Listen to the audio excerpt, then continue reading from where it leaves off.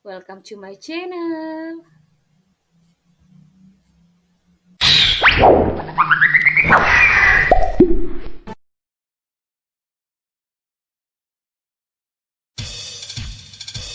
Bismillah, Assalamualaikum warahmatullahi wabarakatuh.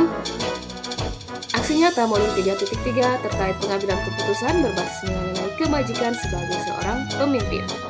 Saya WOD Fitra Ramadan, calon guru penggerak Angkatan 9 Kabupaten Muncul. Tujuan aksi nyata pada Modul 3.1 yaitu calon guru penggerak dapat mempraktikkan proses pengambilan keputusan, paradigma, prinsip, dan pengujian keputusan di sekolah kami masing-masing. Secara umum, yang saya pelajari dalam modul 3.1 adalah yang pertama terkait bagaimana konsep rujukan moral dan dilema etika, kemudian apa saja paradigma dilema etika, apa prinsip dasar pengambilan keputusan, dan bagaimana langkah-langkah dalam pengujian dan pengambilan keputusan. Konsep rujukan moral dan dilema etika, di mana rujukan moral ini adalah kondisi di mana seseorang dihadapkan pada dua pilihan, yaitu benar atau salah. Namun, dilema etika, kondisi di mana seseorang dihadapkan pada dua pilihan yang posisinya sama-sama benar. 3 prinsip pengambilan keputusan. Yang pertama, berpikir berbasis hasil atau ends-based thinking. Yang kedua, berpikir berbasis peraturan atau rule-based thinking.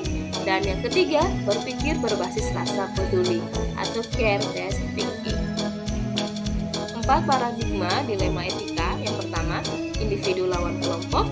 Yang kedua, rasa keadilan lawan rasa kasihan. Kemudian yang ketiga, kebenaran lawan kesetiaan.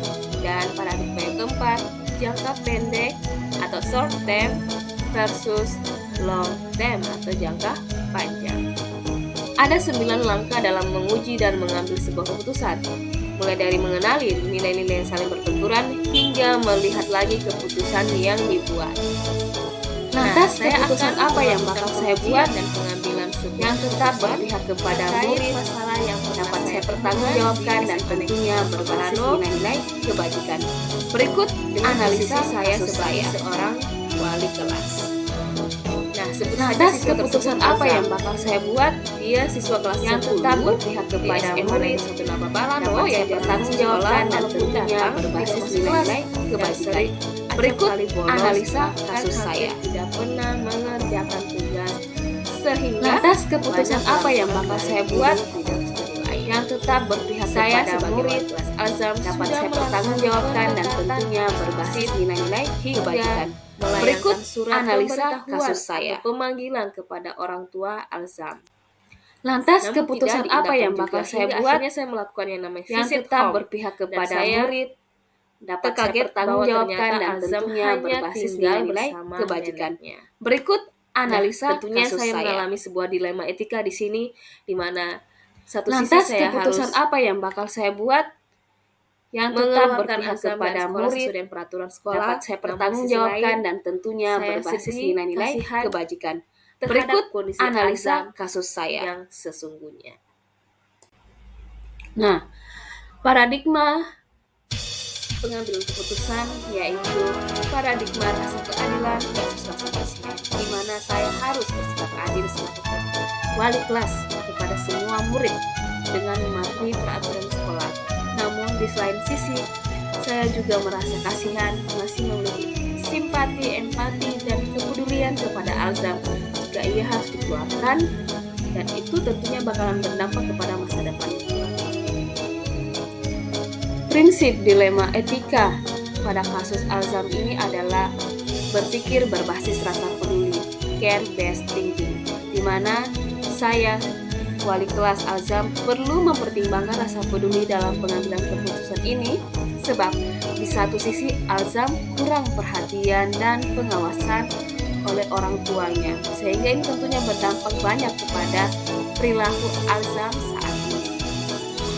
Nah, setelah menentukan prinsip dan paradigma, berikut saya akan memaparkan atau melakukan analisa terhadap pengujian dan pengambilan keputusan dengan melakukan 9 langkah. Yang pertama, menemukan nilai-nilai yang bertentangan apa saja, yaitu nilai keadilan terhadap nilai peduli.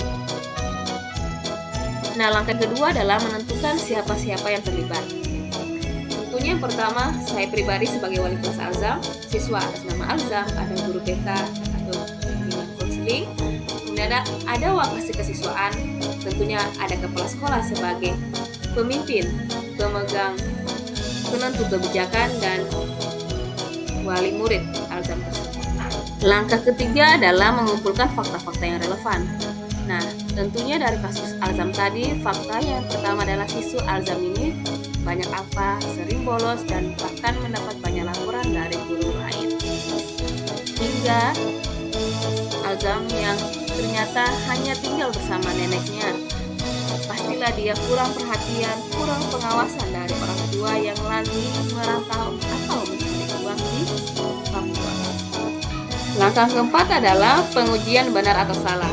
Ada uji legal di sana, ada uji regulasi, ada uji intuisi, uji publikasi, dan uji panutan atau uji idola.